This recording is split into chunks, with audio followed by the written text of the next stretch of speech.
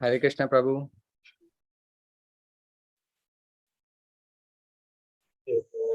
हरे कृष्णा प्रभु जी।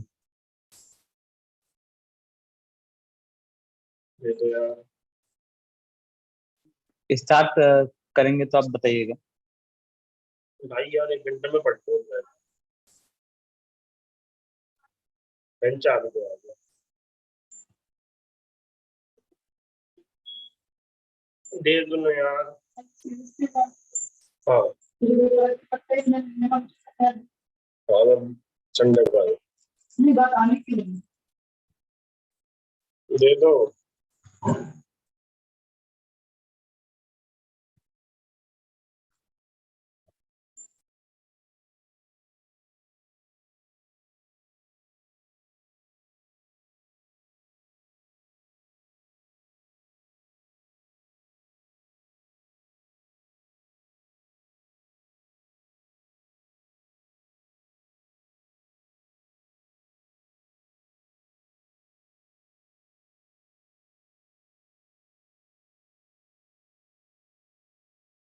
प्रभु जी भी हम स्टार्ट कर सकते हैं।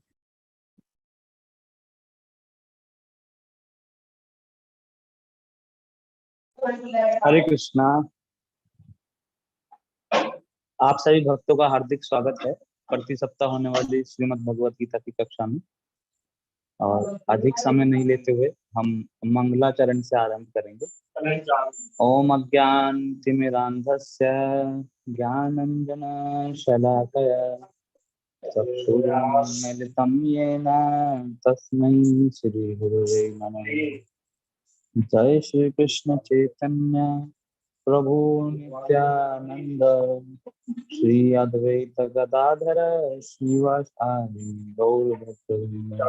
हरे कृष्णा कृष्ण कृष्णा हरे हरे हरे राम राम राम।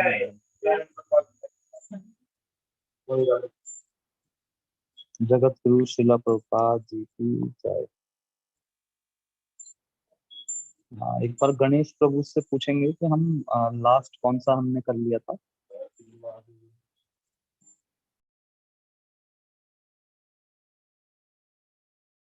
अभी ले लूंगा। ये तो मैं चला जाऊंगा। हरे कृष्ण। प्रभु जी कौन सा 28वें श्लोक पे रुक गए थे। 28। अच्छा 28 पे हम हो गया था।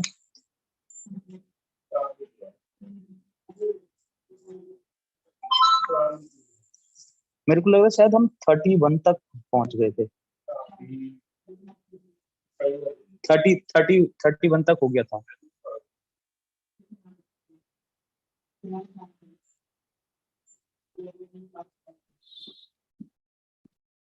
एक्चुअली प्रभु जी आज गणेश प्रभु ना मेरे को दिख नहीं रहे हैं। वो मधुरा है ना, मधुरा माता जी की जो हस्बैंड है वो होस्ट है अभी।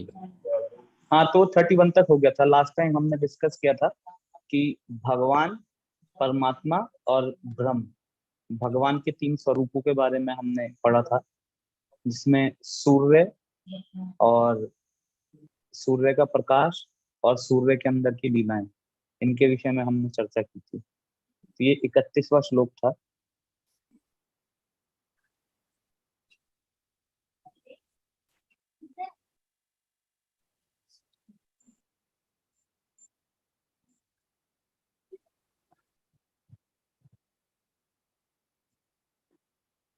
तो भगवान 32वें श्लोक में आगे बता रहे हैं। पिछले श्लोक में भगवान ने बताया था कि चैप्टर 6 श्लोक नंबर 31 है ना प्रभु जी। अब हम 32 शुरू करेंगे। 32 श्लोक तक करेंगे। और इसमें 31 श्लोक था, उसमें भगवान ने बताया था कि जो परमात्मा को और भगवान को दोनों को एक समझ के और तब भगवान की पूजा करता है, भगवान की सेवा करता है, ऐसा व्यक्ति सदैव भगवान में ही स्थित होता है। मतलब उसका जो मन है वो भगवान में स्थित होता है।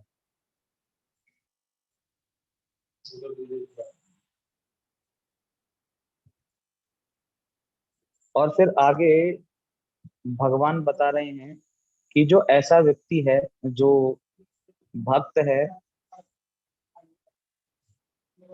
और पूर्ण योगी, भगवान कह रहे हैं जिसका योग कंप्लीट हो चुका है, जो योग की परफेक्ट स्टेज पे पहुंच चुका है,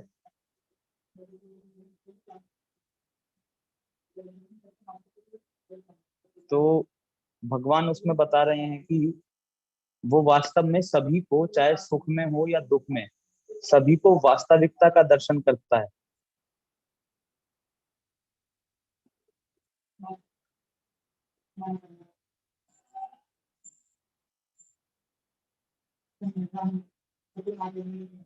हेलो स्टार्टिंग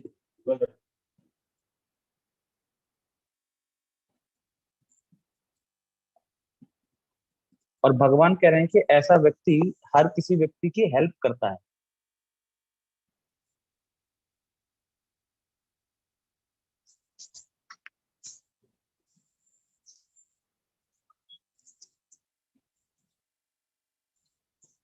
क्या दुख है, क्या सुख है, इस बारे में जो एक परफेक्ट स्टेज पे है वो आराम से सब कुछ जानता है। क्योंकि हम देखते हैं कि व्यक्ति इस संसार में इसीलिए दुखी है क्योंकि वो वास्तविकता को समझ ही नहीं पा रहा है कि क्या दुख है, क्या सुख है, जीवन में क्या करना चाहिए, क्या नहीं करना चाहिए। ये एक छोटी चेतना के व्यक्ति को, जिसकी चेतना का बौद्धिक स्तर बहुत छोटा है, बहुत निचला है, वो व्यक्ति कभी भी नहीं जान पाता कि उसके लिए वास्तव में सही क्या है। किंतु जिसने अपने मन को कंट्रोल कर लिया है, अपने मन को भगवान में स्थित कर लिया है, ऐसा ऐसा व्यक्ति हर सिचुएशन में समान रहता है और दूसरे के भी सुख और दुख में वो समानता का दर्शन करता है कि वास्तव में सुख और दुख अलग अलग नहीं है बल्कि एक ही है। मन के कारण ही दुख उत्पन्न हो रहा है और मन के कारण ही सुख उत्पन्न हो रहा है।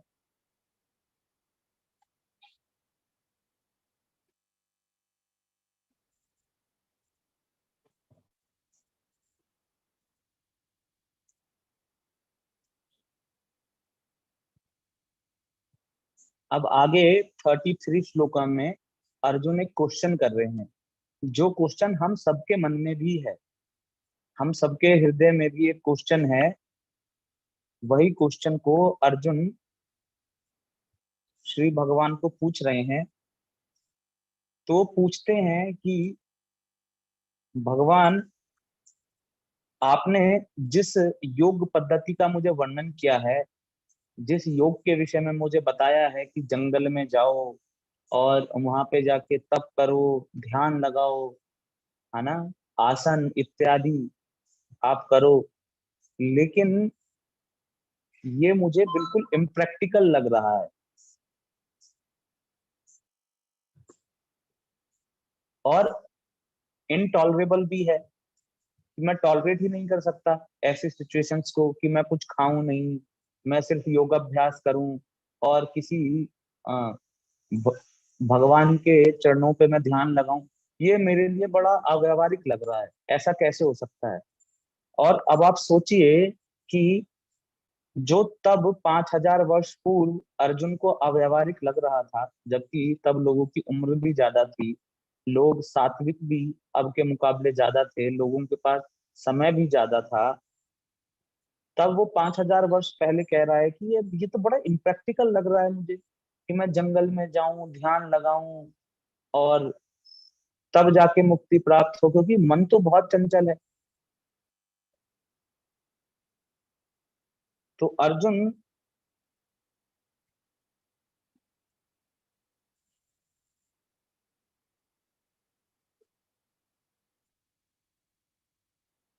अर्जुन कहते हैं कि क्योंकि मन बहुत चंचल है इसलिए, और यह सदैव अस्थिर रहता है, अनिश्चित ही रहता है,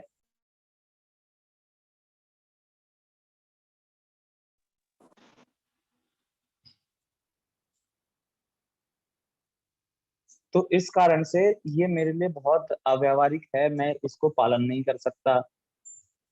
फिर आगे 34वें श्लोक में एक्सप्लेन करते हुए अर्जुन और बताता है कि ये जो मन है, ये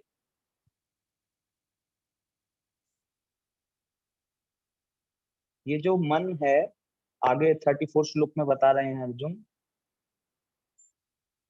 कि मन बहुत चंचल है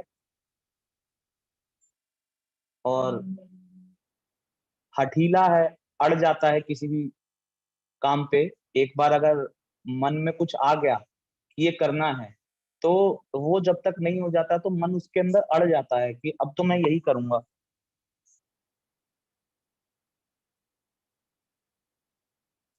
और कह रहे हैं कि ये अत्यंत बलवान भी है, सुपर स्ट्रांग है। जो मन है वो बहुत स्ट्रांग है, उसको जीत पाना बहुत कठिन है।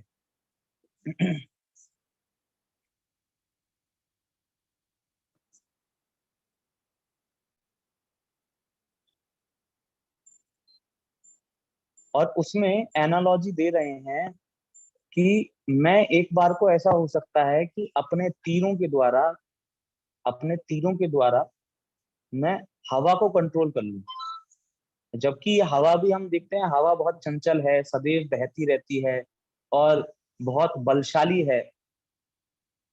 हवा भी बहुत बलशाली होती है। हम देखते हैं जब बहुत तूफान आता है तो बड़े बड़े घर टूट जाते हैं, ऊंचे ऊंचे भारी भरकम पेड़ टूट जाते हैं, बड़ी बड़ी गाड़ियां उड़ जाती हैं। तो हवा में बहुत शक्ति है। किंतु यहाँ पे अर्जुन बता रहे हैं कि मेरे अंदर इतना सामर्थ्य है कि हो सकता है कि मैं अपने तीरों से हवा को कंट्रोल कर लूं, कि मैं हवा को कंट्रोल कर लूं। लेकिन ये जो मन है ये हवा से भी ज्यादा तेज है और हवा से भी ज्यादा चंचल है, बलवान है। मैं इसको कंट्रोल नहीं कर सकता भगवान।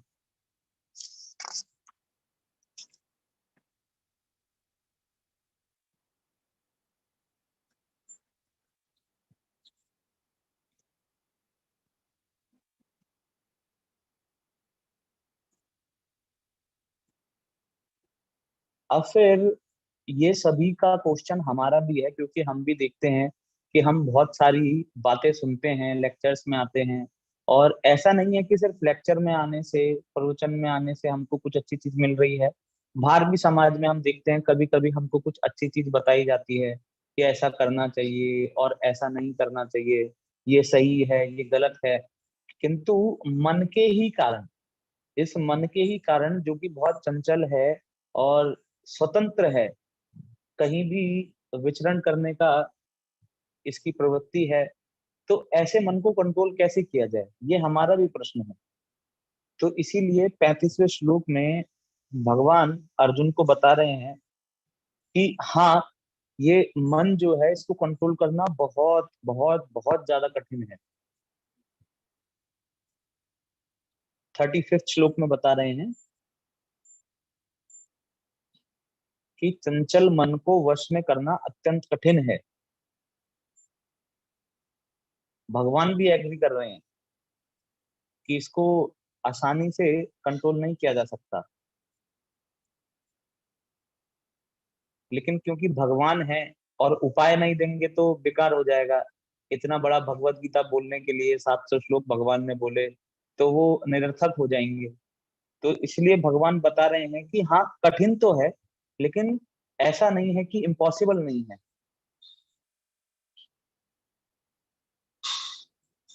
कठिन है लेकिन नामुमकिन नहीं है।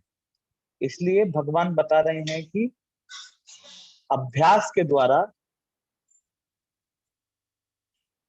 प्रैक्टिस, ऐसा हम कहते हैं ना, practice makes a man perfect. तो ऐसे ही भगवत भगवत यहाँ से आ रहा है, practice makes a man perfect.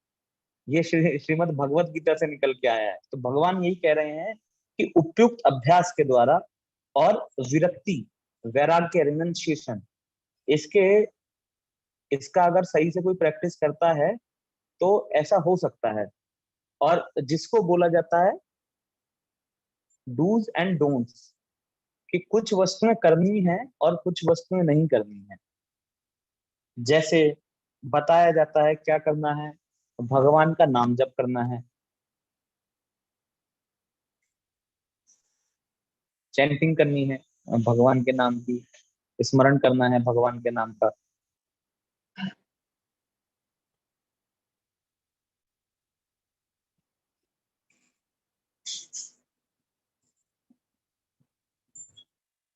भगवान के विषय में सुनना है, भगवान के और भगवान के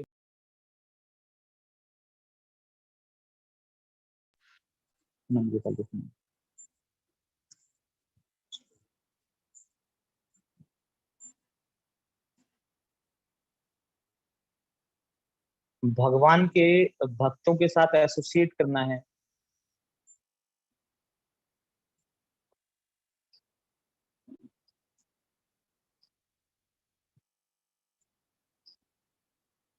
और जो भगवान के द्वारा दिए गए शास्त्र हैं, हमारे वैदिक साहित्य हैं, उनका उनको पढ़ना चाहिए या उनको सुनना चाहिए। अगर कोई पढ़ सकता है तो वो सबसे उपयोगी होता है, क्योंकि डिटेल में आपको जो चीजें हैं वो पता चलती हैं।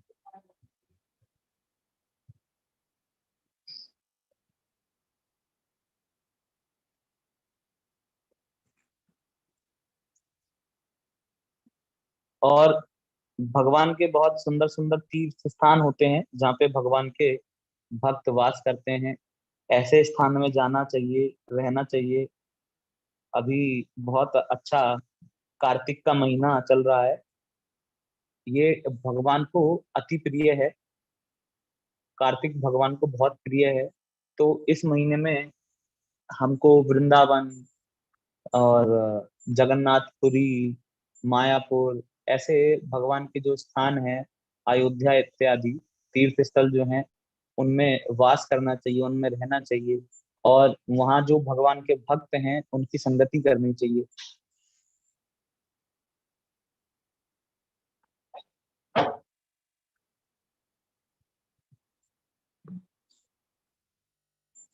और इस्कॉन में एबीसीडी बताई जाती है। इस्कॉन की ABCD: A for association, B for books,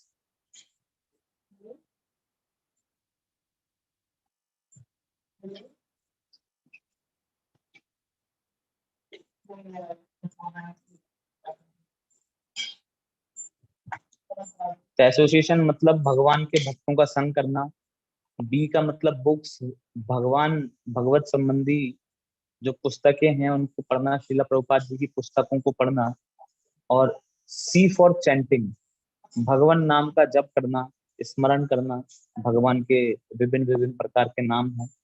इस कलयुग में सबसे सर्वश्रेष्ठ जो मंत्र है वो बताया गया हरे कृष्ण महामंत्र, इसलिए उसको महामंत्र कहा जाता है। सिर्फ मंत्र नहीं है, महामंत्र है, चैंटिंग। और डी फॉर डांसिंग और डाइट, कि प्रसाद खाइए और नाचिए।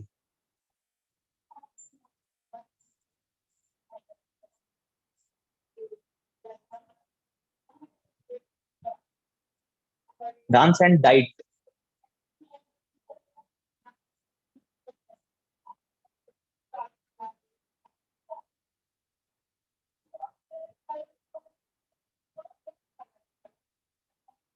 प्रभु जी ये लिख दें। हाँ जी। A for association,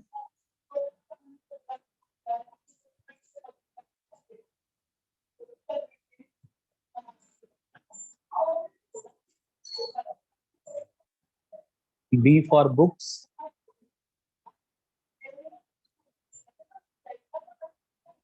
C for chanting,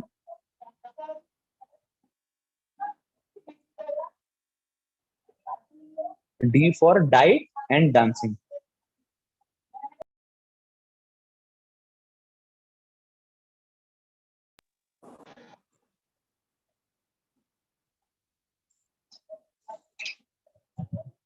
प्रभु जी 1 मिनट होल्ड कीजिएगा, मैं अपना नेटवर्क थोड़ा चेंज करूंगा।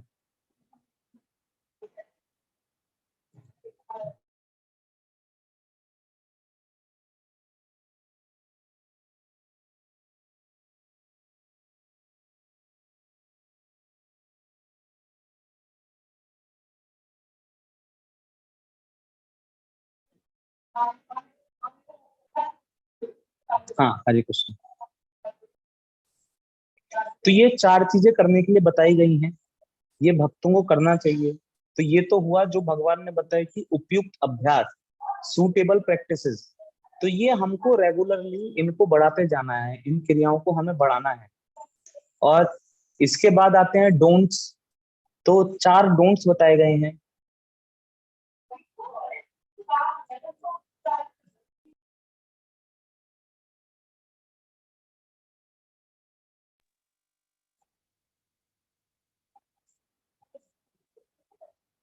तो ये 4 चीजें हैं। नो मीट ईटिंग, मांस नहीं खाना है।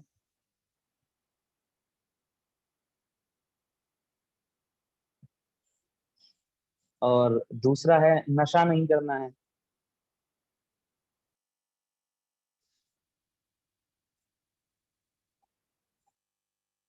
तीसरा है जुआ नहीं खेलना है।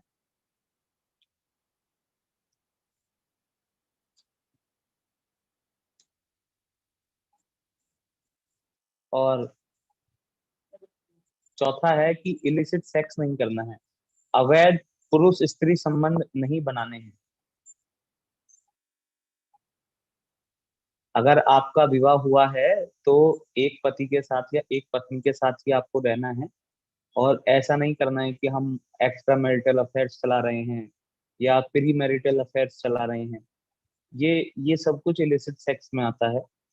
तो इससे हमारी बुद्धि कलुषित होती है, और बुद्धि कलुषित होने के कारण फिर हम भगवान का स्मरण ठीक से नहीं कर पाते हैं।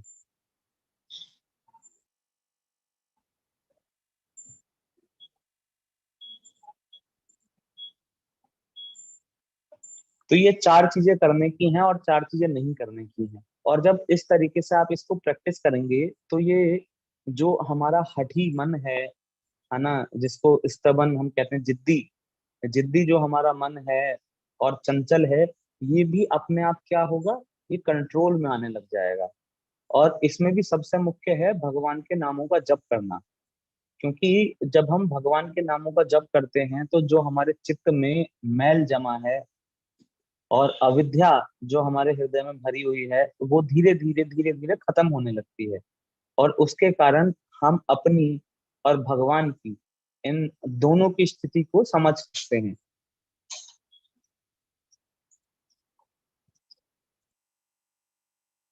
तो मन को कंट्रोल करने का ये तरीका भगवान यहाँ पे बता रहे हैं। और फिर भगवान अगले श्लोक में, 36वें श्लोक में बता रहे हैं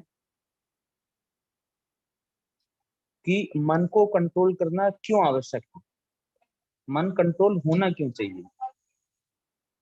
तो भगवान बता रहे हैं कि जिसका मन चंचल है, जिसका मन हठी है और एक जगह नहीं रुकता है, उसके लिए कोई भी आत्म साक्षात्कार का जो कार्य है, सेल्फ रियलाइजेशन का जो कार्य है, वो बहुत कठिन होता है। क्योंकि वो बार बार करने का प्रयास करेगा, बार बार जप करने के लिए बैठेगा, बार बार बुक पढ़ने के लिए बैठेगा, लेकिन क्योंकि उसका मन उसको कहीं और खींच के ले जाता है, क्योंकि उसका मन तो चंचल है। और जब मन कहीं और खींच के ले जाएगा तो वो किस प्रकार से उस विषय वस्तु को समझ पाएगा।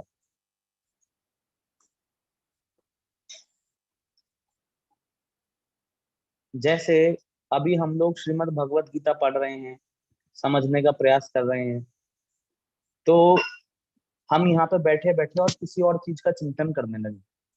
हम देख तो इंटरप्रेटर सौरभ की तरफ रहे हैं, लेकिन हमारे मन में किसी और वस्तु का विचार चल रहा है, मन कहीं और ले गया हमें। और आप वही हैं जहाँ पे कि आपका मन है। ऐसी कहावत है कि जहाँ पे शरीर है वहां पे आप नहीं हैं, जहां आपका मन है आप वहां पे हैं। जैसे आपके जीवन में कोई बहुत परेशानी है, कोई समस्या है, तो आपका मन किसी और वस्तु को सुनते हुए देखते हुए भी कहीं और चला जाएगा, किसी और बात का चिंतन करने लगेगा। और जो आप पढ़ने के लिए, सुनने के लिए बैठे थे, उसका फल आपको नहीं मिल पाएगा, क्योंकि आप फिजिकली तो वहां पे उपस्थित थे, आपका शरीर, आपका देह तो वहां पे था, किंतु जो आपका मन है वो कहीं और चला गया।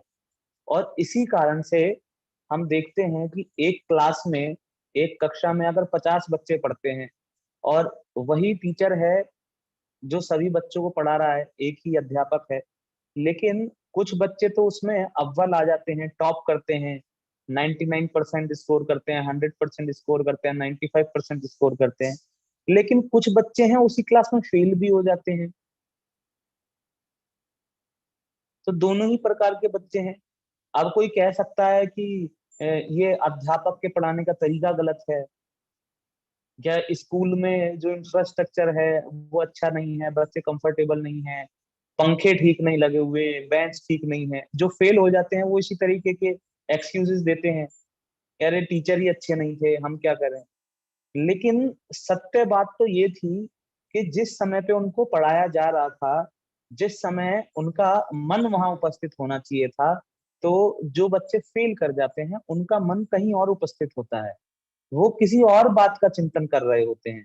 और इसी वजह से जो टीचर हमको समझा रहा होता है, जो टीचर हमको बता रहा होता है, हम उस विषय वस्तु को नहीं ग्रहण कर पाते और इसीलिए हम फेल हो जाते हैं, या हमारे मार्क्स जो है वो कम आते हैं। लेकिन जो एक अच्छा स्टूडेंट होता है, अच्छा विद्यार्थी होता है, वो अपने मन को कंट्रोल करके, अपने मन को बार बार खींच कर वहीं लाता है जहाँ पे उसकी आवश्यकता होती है, और ध्यान लगा के उस विषय वस्तु जिसका विवरण दिया जा रहा है, जिसको समझाया जा रहा है, उसको पढ़ने का और समझने का वो प्रयत्न करता है। और इसीलिए उसके मन में, उसके मस्तिष्क में वो जो बात है वो हमेशा रहती है। हम ऐसा सुनते हैं, कुछ बच्चे होते हैं जो बहुत रटते हैं, मतलब किसी भी चीज को अगर हम उनको दे देंगे, कोई क्वेश्चन है और उसका 4 पेज का, 5 पेज का आंसर है, तो पूरा का पूरा ऐसे ही रट लेंगे। लेकिन अगर 6 महीने बाद उनसे वही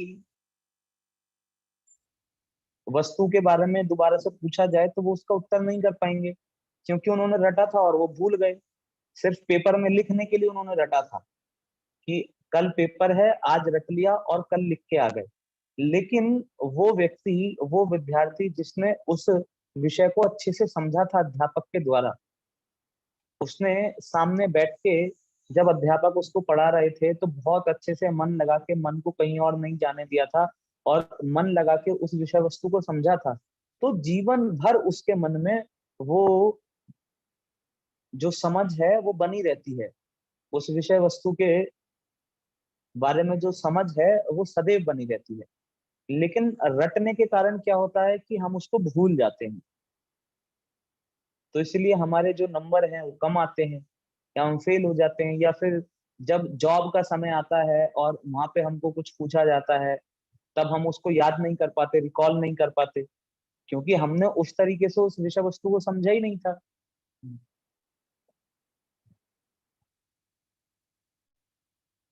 तो इसीलिए भगवान बता रहे हैं कि जिस व्यक्ति का मन उच्छृंखलित है, जिस व्यक्ति का मन हठी है, चंचल है, उसके लिए आत्म साक्षात्कार का मार्ग तो अत्यंत कठिन है। ऐसा व्यक्ति आत्म साक्षात्कार तो प्राप्त कर ही नहीं सकता। और भगवान फिर बता रहे हैं, लेकिन जिसका मन संयमित है, जिसने अपने मन को संयमित कर लिया है या करने का प्रयास कर रहा है, वो जो उपाय कर रहा है, सही उपायों का प्रयोग कर रहा है, ऐसा व्यक्ति अवश्य ही सफल होगा।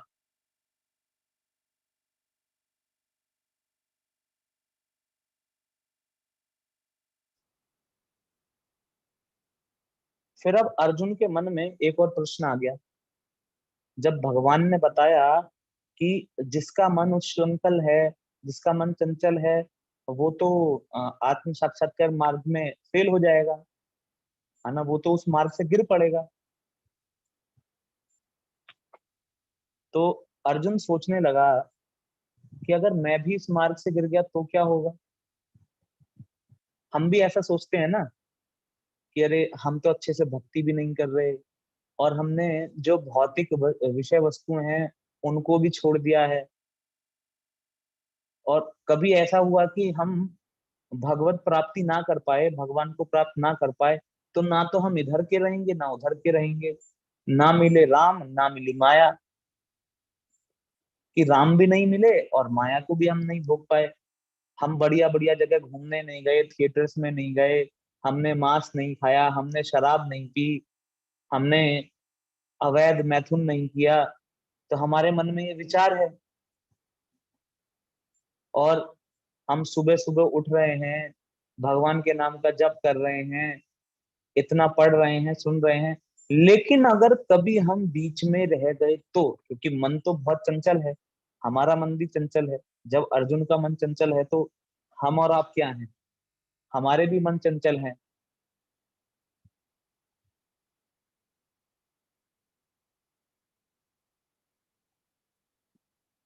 तो इसीलिए अर्जुन 37वें श्लोक में पूछ रहे हैं कि भगवान, जो योगी असफल हो जाता है और योग की प्रक्रिया को पूरा नहीं कर पाता, पूर्ण रूप से उसको धारण नहीं कर पाता, अध्यात्म के मार्ग को, जो उसका लक्ष्य है उसकी प्राप्ति नहीं कर पाता, लेकिन पहले मार्ग में था, कुछ दूर चला, किंतु बाद में उसका पतन हो गया, वो वापस भौतिकता के मार्ग को ही पालन करने लगा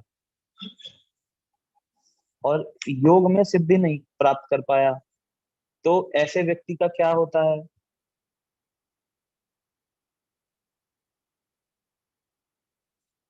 और फिर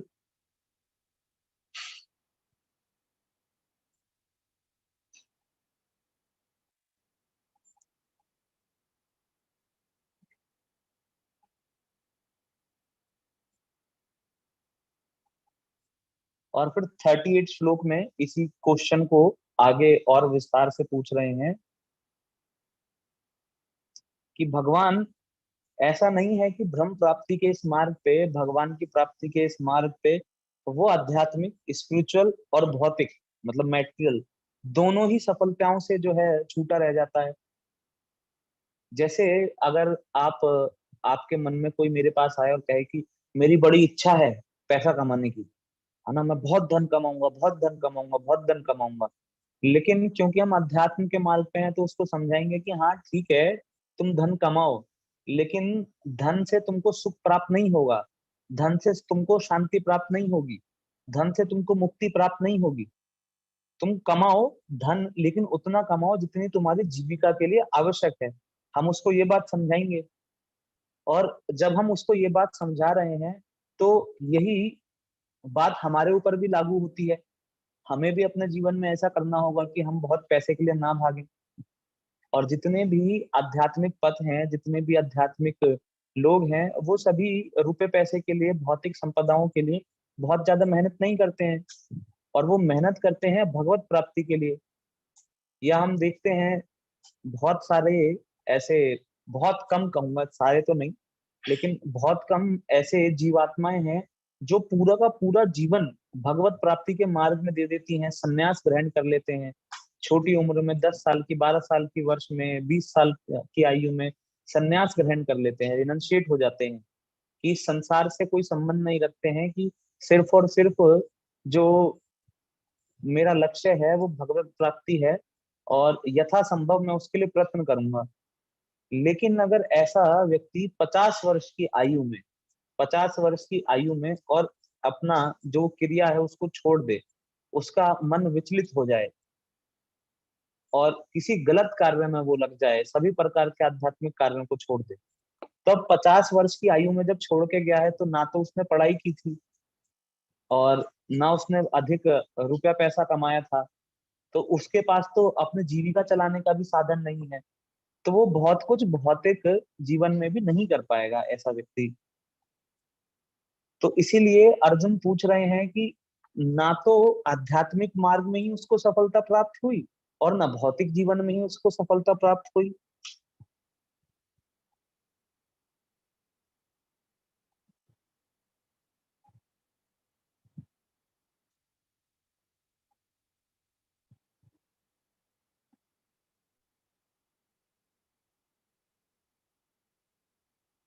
और भ, फिर आगे वो एग्जाम्पल दे रहे हैं बादल का, हम देखते हैं जब बहुत तेज हवा आती है तो जो छोटा बादल होता है वो टूट जाता है। अब ना तो वो वर्षा करेगा और ना उसमें कुछ भी होगा, और वो पूरे आकाश में फैल जाता है, तो वास्तव में उसका कोई भी स्थान नहीं रहता। तो इसी प्रकार से अर्जुन पूछ रहे हैं कि ना तो उसको उच्च लोक में जाने के लिए मिलेगा और ना नीचे लोक में वो जा पाएगा, तो वास्तव में उसका कोई स्थान नहीं रहेगा।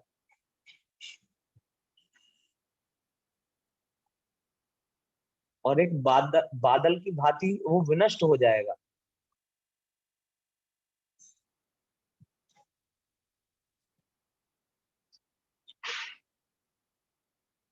और फिर 39 श्लोका में अर्जुन कहते हैं कि यही मेरा डाउट है और कृपया करके आप इसको मुझे बताइए,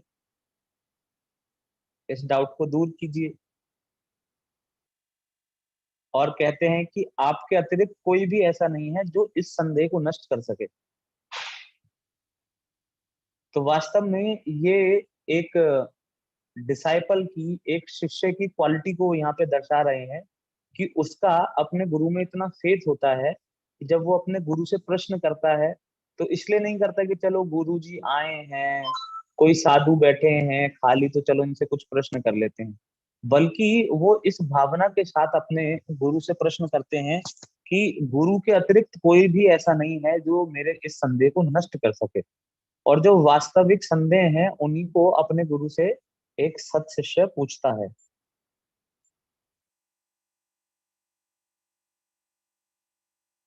तो भगवान आगे 39-40 श्लोक में बता रहे हैं कि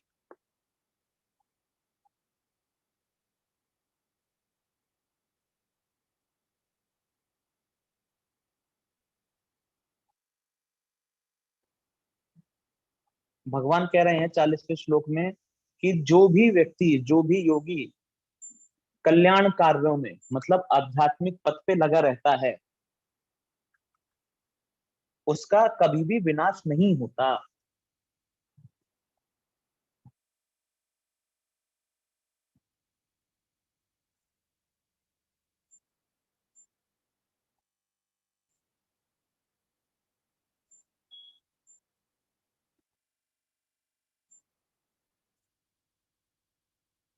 और भगवान एक बात और कह रहे हैं कि भलाई करने वाला कभी भी बुराई से पराजित नहीं होता।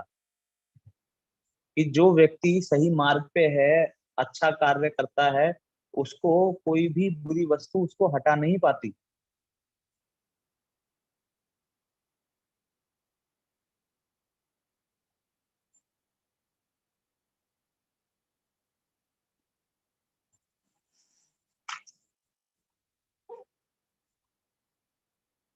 और फिर भगवान बता रहे हैं आगे 41वें श्लोक में कि जो ऐसा योगी है जो कि आध्यात्मिक पथ पे था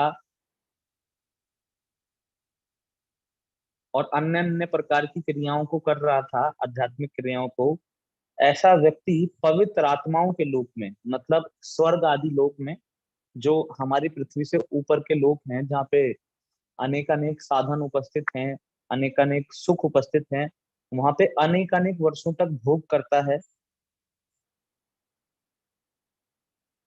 क्योंकि उसने बहुत तपस्या की होती है और जीवन भगवान के लिए दिया होता है। कुछ समय ही दिया, बाद में उसका पतन हो गया, किंतु उसने जितना भी समय दिया है उसके अनुसार उसको अनेक अनेक वर्षों तक, लाखों वर्ष भी हो सकते हैं, करोड़ों वर्ष भी हो सकते हैं, अधिकाधिक समय तक उसको, जो अच्छे ऊंचे लोग हैं स्वर्ग इत्यादि, उसमें उसको भोग करने के लिए उसको भेजा जाता है।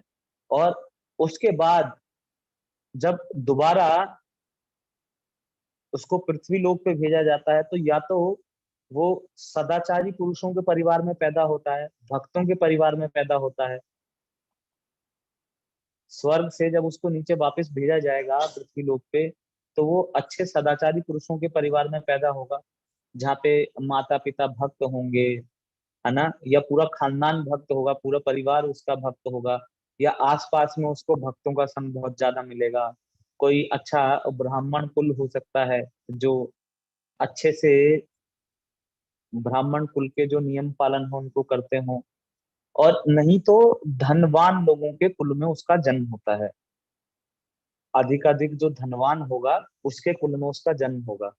तो वास्तव में हो भी सकता है, अगर हमको दिखाई दे कि हम अभी भक्ति प्रैक्टिस कर रहे हैं, भक्ति योग प्रैक्टिस कर रहे हैं, और बाद में हम उस तरह से भक्ति को ना कर पाए, तो हमें ऐसा दुख नहीं मनाना चाहिए कि अरे हम तो भौतिक जीवन में भी कुछ नहीं कर पाए। जितनी हमने तपस्या की है, जितना हमने भगवान नाम का उच्चारण किया है, उसका अनेक अनेक अनेक अनेक यज्ञ करने का फल है। भगवान का एक नाम, भगवान कृष्ण का एक नाम भी जो कोई व्यक्ति लेता है, स्मरण करता है, उसका इतना फल है कि कई कई सारे यज्ञ, अगर सारे यज्ञ भी मिला दिए जाएं तो उसको पूरा नहीं कर पाएंगे उस फल को। तो इसलिए अगर कोई भक्ति योग में या किसी भी योग में अगर वो भ्रष्ट भी हो जाता है, अगर गिर भी जाता है, तो भी उसको जो सर्वोच्च पद है इस भौतिक जगत का, वो प्रदान किया जाता है। सर्वोच्च सुख उसको प्रदान किए जाते हैं, अधिकाधिक उसको सुख मिलता है, और धनवान कुल में उसका जन्म होता है।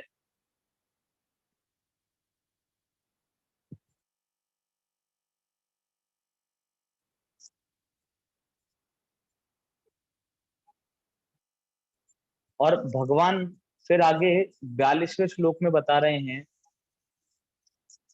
कि ऐसा योगी जिसने बहुत बहुत लंबे समय तक योगाभ्यास किया था या भक्ति योग में था, लेकिन उसका पतन हो जाए, वो असफल हो जाए, वो जो लक्ष्य है भगवत प्राप्ति, भगवान की प्राप्ति करना जो लक्ष्य था, उसको ना पा पाए, ना प्राप्त कर पाए, तो ऐसा व्यक्ति ऐसे कुल में जन्म लेता है जो कि बहुत अधिक बुद्धिमान है। जैसे हम देखते हैं कि अभी मैं कुछ समय पहले एक बच्चे के बारे में सुन रहा था, उनका नाम है अवि शर्मा। अवि शर्मा नाम है उनका, AVI शर्मा। तो सिर्फ 13-14 वर्ष की आयु में उन्होंने रामायण लिख दी। उन्होंने बालमुखी रामायण लिखी है, और बच्चों के लिए, मतलब क्योंकि वो बालक हैं, तो बालक के मुख से जो रामायण निकली, तो उसको बालमुखी रामायण उन्होंने लिख दिया।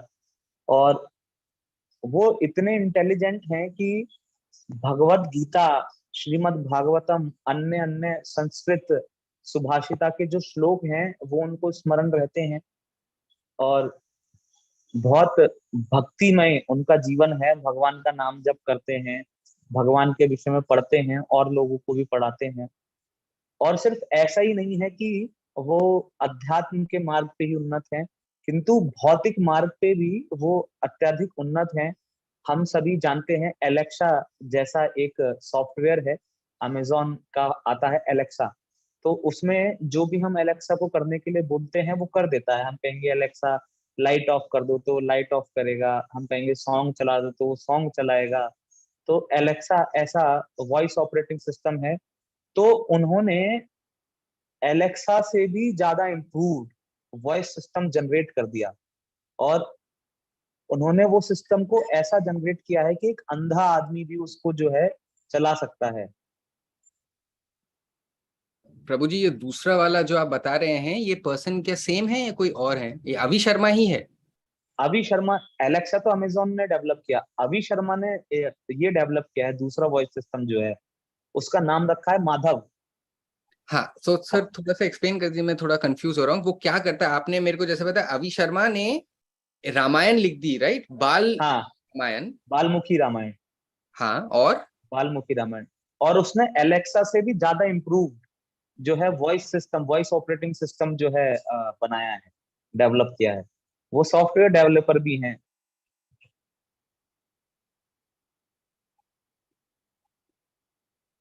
और अभी बच्चे ही हैं वो, सिर्फ 14-15 साल के। और प्रधानमंत्री ने उनको पुरस्कार भी दिया है।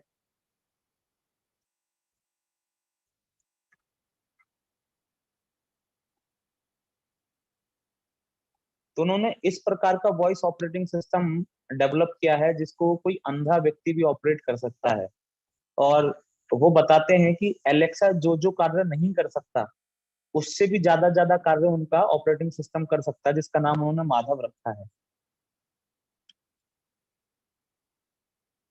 और उनका जो आईक्यू है वो आइंस्टाइन से भी ज्यादा है। अभी शर्मा का आईक्यू आइंस्टाइन से भी ज्यादा है।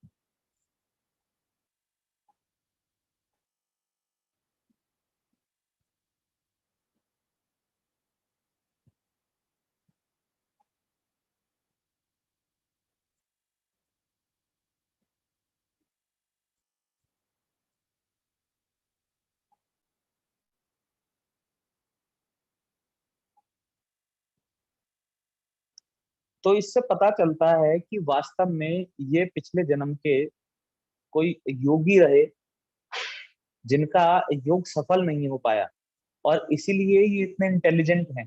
क्योंकि भगवान यहाँ पे कह रहे हैं कि ऐसा जन्म संसार में दुर्लभ है, ये किसी विरले को ही प्राप्त होता है।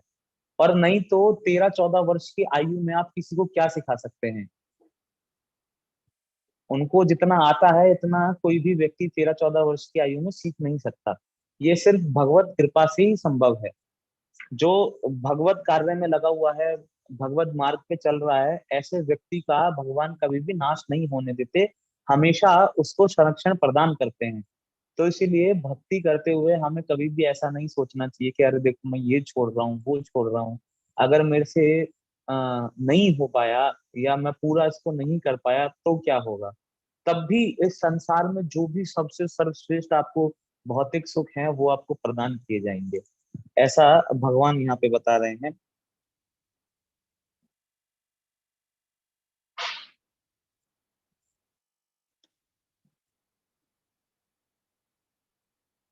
और फिर भगवान आगे बताते हैं 43वें श्लोक में कि ऐसा व्यक्ति जब अच्छे परिवार में पैदा हो जाता है तो जहां पे उसका योग खत्म हुआ होता है पिछले सॉरी जन्म। प्रभु जी, दिस इज 42, 42, 43। 43। हाँ।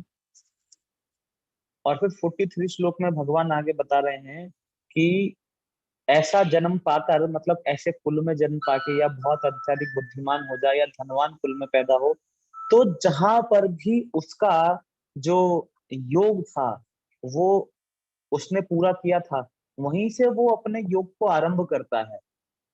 ऐसा नहीं है कि वो वापिस आ जाएगा सब कुछ, है ना। हम देखते हैं अगर इस भौतिक जगत में हम बहुत पैसा कमाएं, बहुत बड़ी बड़ी इमारतें हम खड़ी कर लें, और बहुत जमीन खरीद लें, बहुत सारी गाड़ियां खरीद लें, लेकिन अगर हम मर जाएं, जो कि हम मरेंगे ही, ये शरीर छूटेगा ही, तो जब हमारा दोबारा जन्म इस संसार में होगा तो हमको सब कुछ पुनः पुनः अर्जित करना पड़ेगा। सारी पढ़ाई दोबारा करनी पड़ेगी, व्यापार या नौकरी दोबारा करनी पड़ेगी, फिर से उतने पैसे कमाने पड़ेंगे, और तब जाके वो साधन दोबारा इकट्ठा करने होंगे, और पुनः फिर जब शरीर छूट जाएगा तो दोबारा से उसको करना पड़ेगा। तो ये साइकिल कंप्लीटली ऐसा चलता रहता है। लेकिन भगवान यहाँ पे बता रहे हैं कि आध्यात्मिक मार्ग में ऐसा प्रश्न नहीं है। आध्यात्मिक मार्ग में कोई व्यक्ति बीच में अगर रह जाता है तो अगले जन्म में जब भी उसको किसी भक्त के द्वारा, किसी गुरु साधु के द्वारा जब उसको बताया जाएगा, समझाया जाएगा इस प्रोसेस को कि नहीं नहीं देखो, तुम भक्ति करो, भगवान का नाम लो और भगवान की कथा सुनो, तो वो व्यक्ति वहीं से ही पूरा पूरा उसको आरंभ करेगा अपने योग को। जहां पे उसने छोड़ा था वहीं से वो उसको आरंभ करेगा। जैसे हम जो बुक होती है उसमें एक बुक मार्क लगाते हैं, है ना, कि हमें पता होता है कि हमें कहाँ से उसको दोबारा से जो है पढ़ना है बुक को।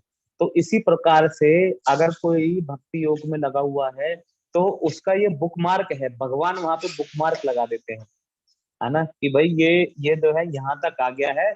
और जब भी ये दोबारा से उसको चालू करेगा, चाहे 1 जन्म बाद, 100 जन्म बाद, लाख जन्म बाद, करोड़ जन्मों बाद, जब भी वो वहां से आरंभ करेगा, कोई व्यक्ति उसको जब भी ध्यान दिलवाएगा, तो वो दोबारा से उसी तेजी से अपने योग को वहीं से आरंभ कर देगा।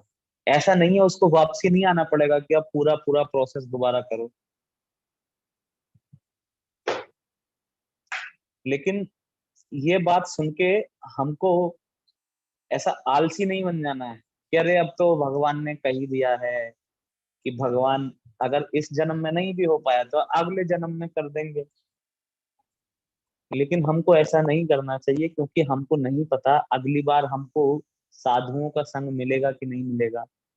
जो आज साधु हमको प्राप्त हैं वो कल हमको प्राप्त होंगे कि नहीं होंगे, कल हमको मंदिर मिलेंगे कि नहीं मिलेंगे, ये भारत भूमि में जन्म हमको मिलेगा कि नहीं मिलेगा। तो ये बहुत सारी चीजें ऐसी हैं जो हो सकता है हमको ना प्राप्त हो, और पता नहीं कितने जन्मों के बाद दोबारा से जाके हम भक्ति योग को आरंभ कर पाए। तो इसलिए हमको आलसी नहीं बनना है, और हमको अभी इसी जन्म में अपने योग को सिद्ध करना है, अच्छे से भगवान नाम का जप करना है, और अच्छे से भगवत विषय में जो चर्चाएं हैं उनका श्रवण करना है, उनको समझने का प्रयास करना है। और अधिक से अधिक आप सभी लोगों के लिए मैं ये कहना चाहता हूँ, अधिक से अधिक भगवान से प्रार्थना हमको करनी है ना। भगवान भगवान भक्त वत्सल कहलाते हैं, और सभी प्रार्थनाओं को भगवान पूरा करने वाले हैं। और मुझे याद आता है कि एक विग्रह है भगवान के साउथ इंडिया में, शायद कांचीपुरम में है, और उनका नाम है वरदराज। भगवान विष्णु के विग्रह हैं वरदराज, जहाँ पे श्री रामानुजाचार्य रामानुजाचार्य जी का जन्म हुआ था कांचीपुरम जो जगह है। तो वहां पे एक भगवान है, उनका नाम है वरदराज। वरदराज का मतलब है वर देने वाले, है ना, जो भक्तों को वरदान देते हैं। तो इसलिए भगवान का एक नाम है वरदराज, और भगवान अपने भक्तों की सारी इच्छाओं को पूर्ण करते हैं।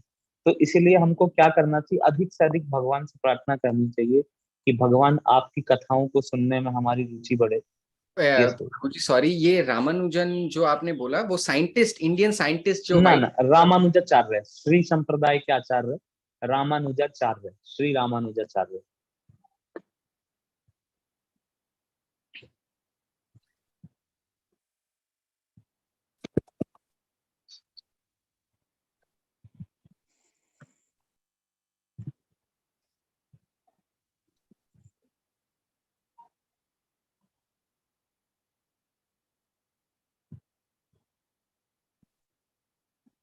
तो ठीक है। तो वहां पे जो भगवान है कांचीपुरम में, उनका नाम है वरदराज। तो भगवान को वर देने वाला बताया गया है, इसलिए हमें अधिक से अधिक भगवान से प्रार्थना करनी चाहिए कि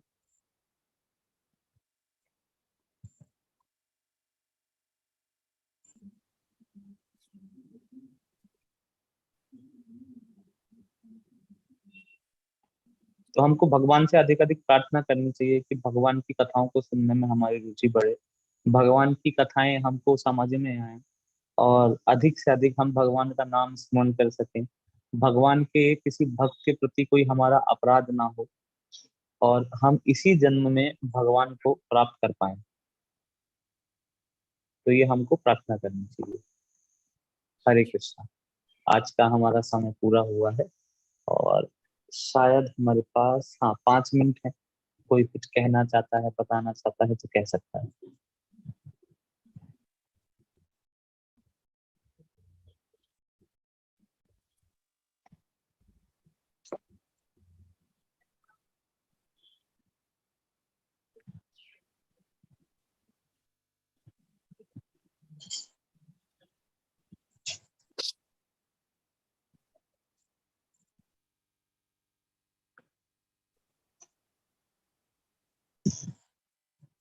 उमा माता जी है। हरे कृष्णा प्रभु, आज बहुत अच्छा हमारा सेशन था।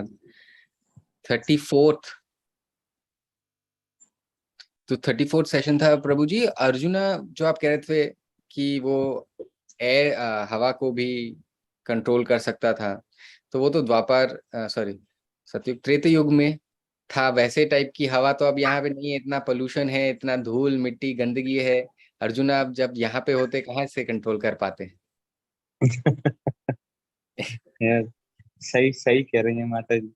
आज के हवा को कंट्रोल करना तो अर्जुन के लिए भी मुश्किल है।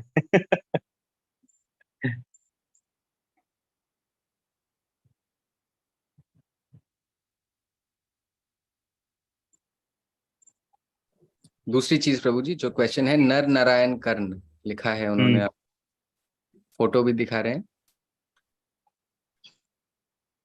ये नर नारायण है। नर नर नारायण नारायण ऋषि ऋषि हैं। अर्जुन से उनसे पहले आए थे शायद 1000 साल। कई कई साल सतयुग सतयुग के समय के हैं। मैं इनके माता पिता का नाम भूल रहा हूँ। तो ये हैं ऋषि हैं नर नारायण। ये बद्रिक आश्रम है, बद्रीनाथ जो जगह है वहां पे आज भी तपस्या कर रहे हैं। और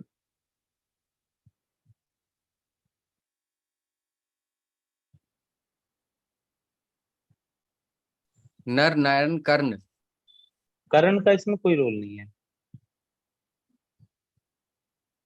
क्या कह रही हैं कह माता रहे जी? हैं कि जो कर्ण जो दुर्योधन के उनमें जो वो था, उससे पहले भी शायद नर नारायण ये दोनों। अच्छा, वो क्या कर्ण ही थे कि इन्होंने बहुत लोगों। हम्म, अच्छा, तो महाभारत के वक्त से भी पहले कर्ण ने शायद 1000 कुछ लोगों, मतलब बहुत सारे लोगों को मारा था। और बहुत बार मरने के बाद शायद नर नारायण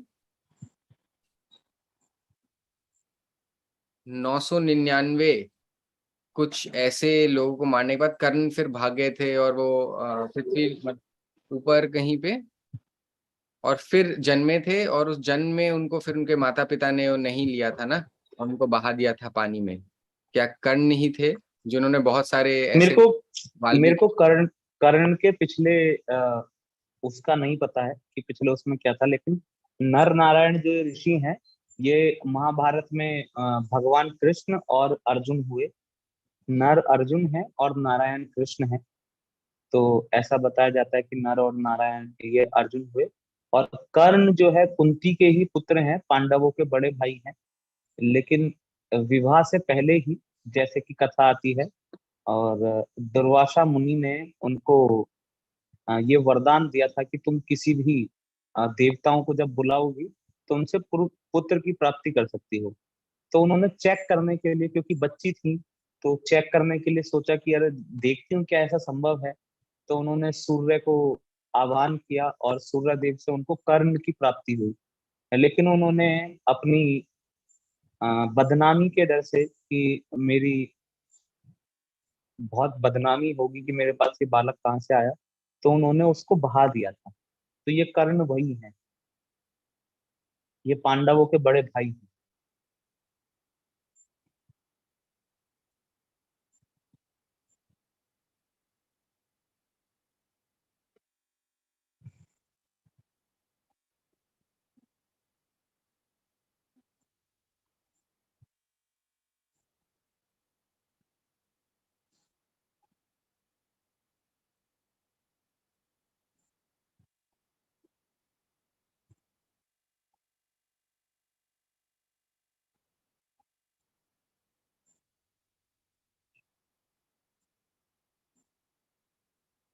म्यूट है प्रभु जी हाँ आपका। प्रभु जी, वो पूछ रही थी कि कर्ण के पास लाइफ के बारे में अगर आप जान पाए, थोड़ा सा बता पाए हाँ, बात मैं में।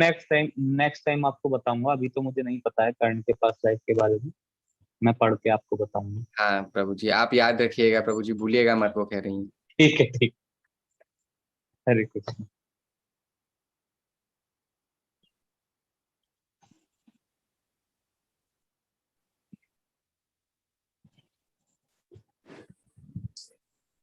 हरे कृष्णा प्रभु। मधुरा माता जी कह रहे जैसे गैम्बलिंग नहीं करना चाहिए, और जैसे ये सारी चीजें हैं ना, लेकिन एक है कि म्यूचुअल फंड, जैसे म्यूचुअल फंड्स हैं, स्टॉक्स हैं, इन सब चीजों में सर इन्वेस्टमेंट करना क्या गलत है क्या?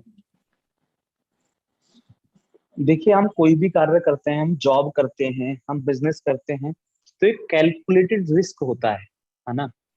एक हम समझते हैं कि इतना रिस्क जीवन में ठीक है।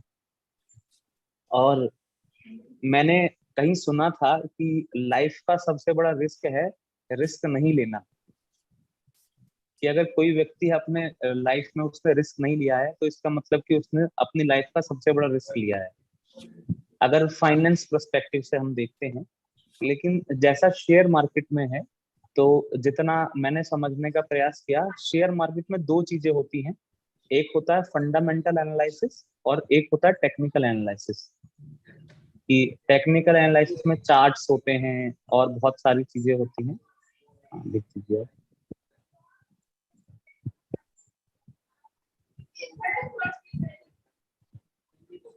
और एक होता है टेक्निकल एनालिसिस। तो ये दोनों चीजें के द्वारा हम समझ सकते हैं कि कौन सा शेयर ठीक चल रहा है, और उसमें क्या हम अगर अपना पैसा इन्वेस्ट करेंगे तो कितना उसमें रिस्क है, कितना उसमें इनकम आ सकता है। अगर हम सब कुछ कैलकुलेट करके, कंपनी की हिस्ट्री देख के, उसकी बैलेंस शीट्स इत्यादि देख के अगर उसमें पैसा इन्वेस्ट कर रहे हैं तो वो जुआ नहीं है, दैट इज नॉट गैम्बलिंग, है ना। लेकिन अगर आप सिर्फ इसलिए कि मैं अपने पैसे को सिर्फ डबल कर दूंगी, है ना, 2 साल में डबल हो जाता है शेयर मार्केट में, 3 साल में डबल हो जाता है, तो वो जुआ है, तब वो जुआ कहलाएगा। और म्यूचुअल फंड में भी ऐसा ही है। अगर आप उसको ठीक से पढ़ के सुन के, अगर आप अच्छे से किसी से सलाह लेके अच्छे व्यक्ति से और आप उसमें इन्वेस्ट कर रहे हो, तो वो भी जुआ नहीं है। तो जुए का मतलब है कि आपको पता तो उसके बारे में कुछ भी नहीं है ना। जैसे मैं आपको बोलूं कि माता जी आप मुझे 1 करोड़ रुपए दे दीजिए, मैं 10 साल में आपको उसके 2 करोड़ करके दे दूंगा। तो आपको तो मेरे बारे में ज्यादा पता नहीं है ना। आप कभी जो है भगवत गीता क्लास में आ रही हैं सिर्फ, तो आपको मेरे बारे में क्या पता, आप मुझे दे देंगी, तो इसका मतलब ये जुआ हो गया। अब हो सकता है कि 10 साल बाद मैं आपको 2 करोड़ रुपए दूं, या हो सकता है कि 10 साल बाद मैं आपको एक भी रुपया ना दूं। तो ये जुआ है। तो इसलिए अगर कोई भी चीज कैलकुलेटेड है और अच्छे से आप पढ़ रहे हैं, सुन रहे हैं, तब नहीं उसमें प्रभु जी, मैं इन्वेस्ट थोड़ा कर रहे सा हैं। कंफ्यूज हूँ कि आपने बोला कि ये 1 साल में 10 साल बाद वो 1 करोड़ रुपए आपको वापस देगा, तो ये जुआ नहीं है। नहीं नहीं, ये जुआ है। कि अगर वो मेरे को 1 करोड़ रुपया देती हैं और फिर सोचती हैं कि मैं 2 करोड़ वापसी दूंगा, तो ये जुआ है। क्योंकि मैं दे भी सकता हूँ, नहीं भी दे सकता।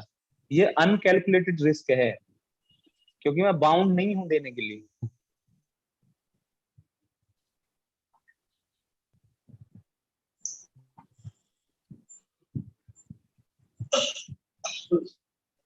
अब बैंक कितने सारे लोगों को लोन देता है, बैंक कितने सारे लोगों को लोन देता है, और जबकि हम देखते हैं उसमें से कुछ परसेंट लोग रीपे भी नहीं कर पाते, तब भी बैंक उनको लोन देता है ना। लेकिन बैंक क्या देखता है, उनकी उनकी जो है बैलेंस शीट देखता है, उनकी income of sources of income देखता है, और उनकी बैंक स्टेटमेंट को चेक करता है, तब जाके वो उसको लोन देता है बैंक। और फिर भी लेकिन उसमें से कुछ रिस्क रहता है, तो उसको बोलते हैं कैलकुलेटेड रिस्क। ठीक है, अगर 100 में से 3 लोगों ने पैसा नहीं भी वापस दिया, तो उसका रिकवरी बाकी 97% लोगों से हो जाएगा।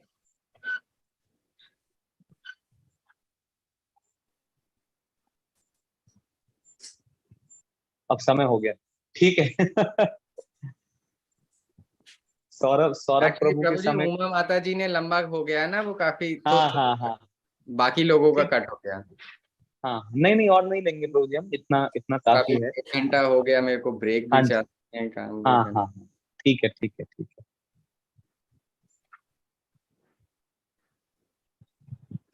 नेक्स्ट टाइम जिसका क्वेश्चन है, नेक्स्ट टाइम गुरु अपने नहीं, अगर आप। क्वेश्चन प्रभु जी अगर है तो 2 मिनट मेरे को ब्रेक चाहिए सर, मेरे को बाथरूम जाना है। हाँ हाँ, ठीक है, आप ले लीजिए प्रभु फिर। जी आपके पास टाइम है? हाँ, मेरे पास टाइम है।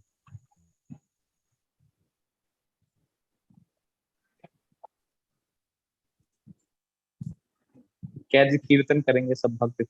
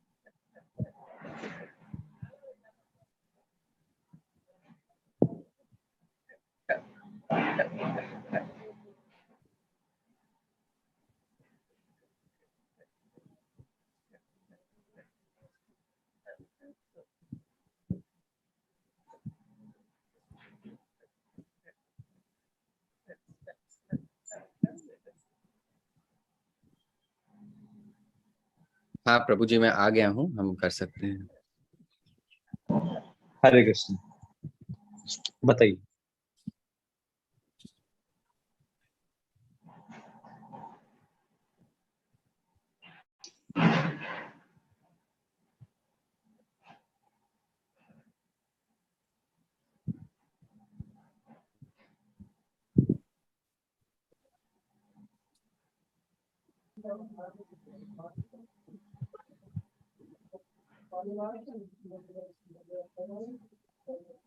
सो प्रभु जी, वो सेम ही क्वेश्चन, स्टॉक्स वगैरह से जो रिटर्न मिलता है, that is not gambling, right? That is okay. हाँ,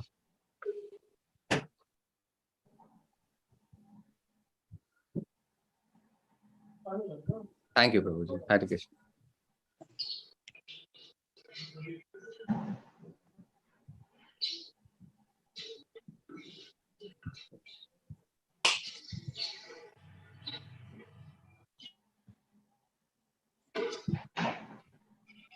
हरे कृष्णा।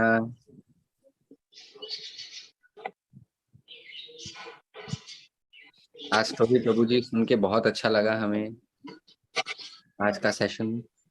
तो मेडिटेशन वो कह रहे हैं प्रभु जी, मेडिटेशन जब मैं करती हूँ आंखें बंद करके, जब चांटिंग करती हूँ, जाप जाप करती हूँ, कभी कभार डिस्ट्रैक्शन हो जाता है प्रभु जी। हाथ से कभी कभार अगर डिस्ट्रैक्ट हुए, जापा जो है जापा गिर गया, और अगर मतलब हो जाता है तो फिर उस क्या करना चाहिए?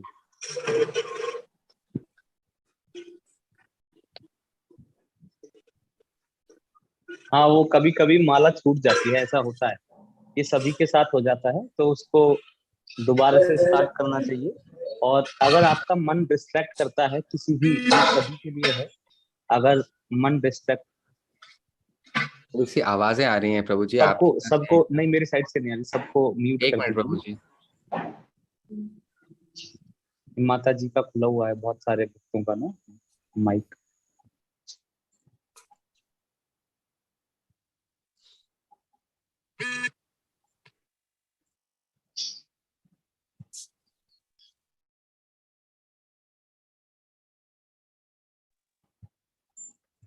हाँ, अब ठीक है। तो अगर किसी का भी माइंड डिस्ट्रैक्ट करता है, हम जप कर रहे हैं और मन कहीं और लेके चला जाता है हमको, तो एक तो हमको वापस उसे खींच के वहीं लाना चाहिए, और दूसरा अपने सामने हरे कृष्ण महामंत्र का एक पेपर रखें, जिसपे हरे कृष्ण महामंत्र बड़ा बड़ा है ना बोल्ड लेटर्स में लिखा हुआ हो, और उसको पढ़ के चैंटिंग करें। तो जब हम किसी चीज को पढ़ते हैं तो मन कहीं और जाने का चांस बहुत कम होता है। जरूरी नहीं है कि हमको आंख बंद करके चैंटिंग करना है, आराम से बैठ के एक पेपर पे हरे कृष्ण महामंत्र बड़ा बड़ा लिखवा के, या हम टाइप उसको इंटरनेट से निकाल सकते हैं और उसको लेमिनेट करवा के हमको उसको पढ़ पढ़ के चैंटिंग करना चाहिए। तो कभी भी आपका माइंड डिस्ट्रैक्ट नहीं होगा।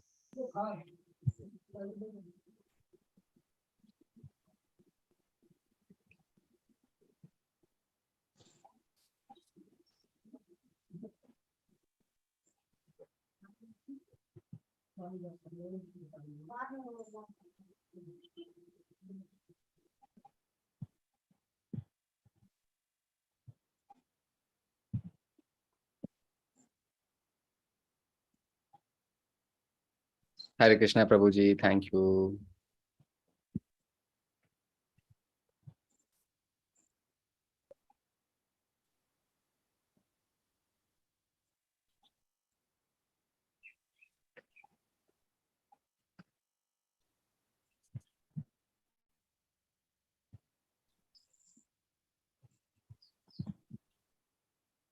उनका कनेक्शन ब्रेक हो रहा है, माता जी का दे देते हैं।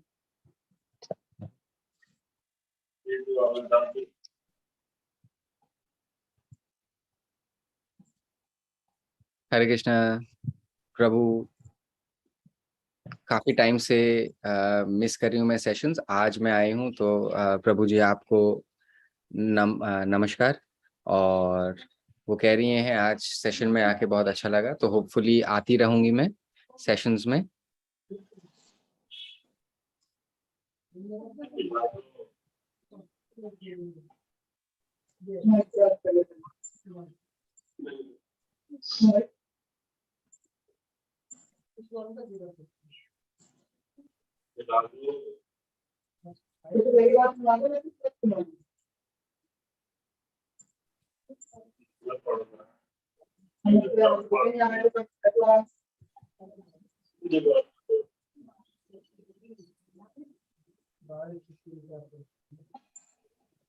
हाँ, तो वो इस्कॉन की अनुतमा माता जी के बारे में बोल रही हैं।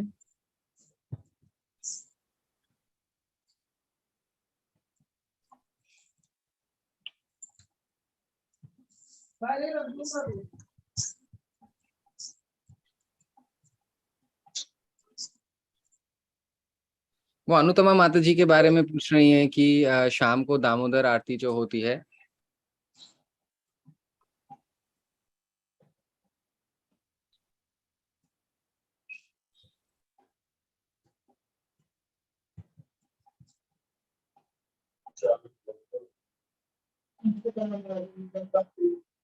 प्रभु जी वो अनुतमा माता जी दामोदर आरती वगैरह के लिए नहीं आ रही हैं, वो पूछ रही हैं।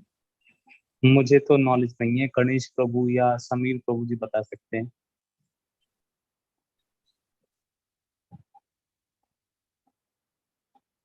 मैंने उनको बताया कि अलग है, एक बीडीसी का है और वो इस्कॉन का है। हम्म।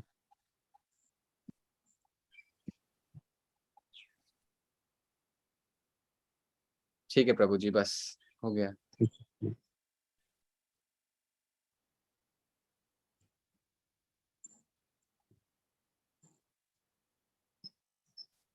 प्रभु जी हाँ जी। खत्म। ओ सॉरी, नहीं, रोहित है। हम्म।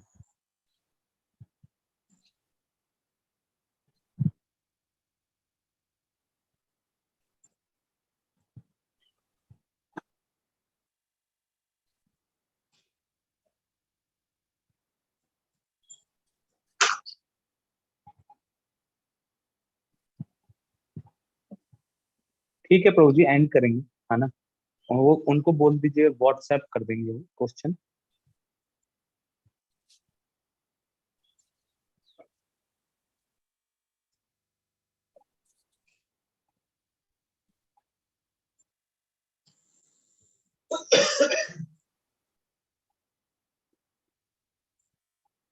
थैंक यू प्रभु जी, ओके।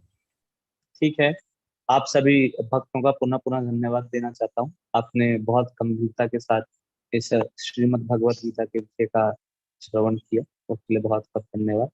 और अगर आपको तनिक भी कुछ भी इसमें अच्छा लगा है, कि आपको भगवत गीता जो मैं पढ़ाने का प्रयत्न कर रहा हूँ उसमें कुछ भी आपको अच्छा लगता है, तो वो मेरा नहीं है, मेरे गुरुजनों का है, जिनसे कि मैंने सीखा है। मैं कुछ भी अपना यहाँ नहीं बताता हूँ, जो उन्होंने मुझे सिखाया है वही आप लोगों को बताने का प्रयत्न है। हाँ, अगर कुछ भी मैं गलत कहता हूँ, गलत बोलता हूँ, तो वो पूर्णता मेरा है। उसके लिए आप मुझे क्षमा कीजिएगा, ये मेरी प्रार्थना है। हरे कृष्ण। जगत गुरु श्रीला प्रभुपाद की जय।